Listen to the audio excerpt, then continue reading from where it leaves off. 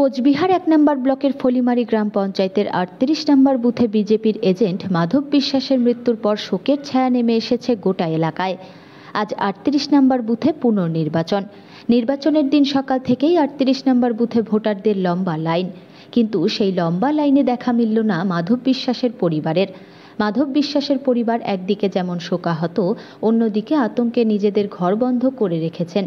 Vote গ্রহণ কেন্দ্রে vote দিতে যাওয়ার ইচ্ছে থাকলেও আতঙ্কের কারণে তারা ভোট গ্রহণ কেন্দ্রে যাওয়ার সাহস জোগাতে পারছিল না।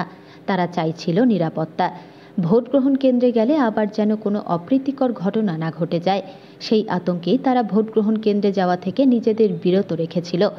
সংবাদ মাধ্যম বাড়ি পৌঁছাতেই তাদের দাবি জানায় ভোট গ্রহণ কেন্দ্রে যাওয়ার জন্য তারা নিরাপত্তা চায়। বিজেপির স্থানীয় নেতৃত্বরা আশ্বস্ত করলেও তারা সাহস জোগাতে পারে না। অবশেষে পুলিশ প্রশাসনের সহযোগিতায় পুলিশ ভ্যানে তাদের নিয়ে যাওয়া হয় ভোট গ্রহণ কেন্দ্রে। কেন্দ্রীয় বাহিনীর নিরাপত্তা এবং পুলিশের সহযোগিতায় তারা ভোট গ্রহণ কেন্দ্রে তাদের ভোটাধিকার প্রয়োগ করে।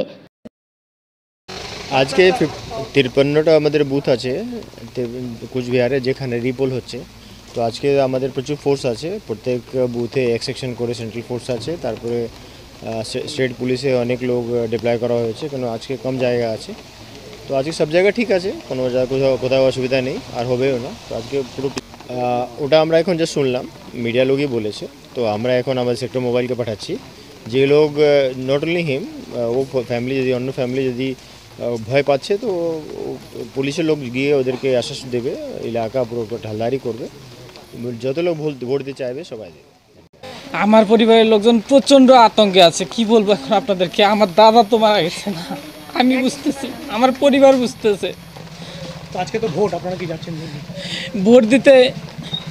তো বাধা নাই, ভোট তো দিতেই লাগবে, কিন্তু পরিস্থিতিতে তো যাওয়ার মতো সামর্থ্যই নেই, আমাদের উপায়ই নেই, আতঙ্কের মধ্যে আছি। যদি এখন সেরকম ব্যবস্থা হয় তাহলে অবশ্যই যাব। কি মনে করছেন, ভোট দিতে গেলে আবার হামলা হতে পারে? হতেই পারে, সেরকম আশঙ্কা আছে, কেননা আমার দাদার প্রাণ গেছে, পরে যে আর একজনে যাবে না তার কি ভরসা আছে, কি গ্যারান্টি আছে? আপনার কি নাম? আমার নাম রতন বিশ্বাস। জয়দেব বিশ্বাস। আজকে তো ভোট দিলেন, ভাইয়ের একটা মৃত্যু হয়েছে এখানে। হ্যাঁ হ্যাঁ, কীভাবে ভোট দিলেন? ভোট দিলাম সামনে আপনাদের পুলিশের সহযোগিতা নিয়ে, তার সাহায্যে আমি একা এসে সাহস পাইনি, এই ভোটটা দিলাম। তো কি চাচ্ছেন আপনারা এখন? এই আমরা চাই যে এখন ভাই তো চলে গেছে, তার এখন মানে সূক্ষ্ম বিচারটা চাই।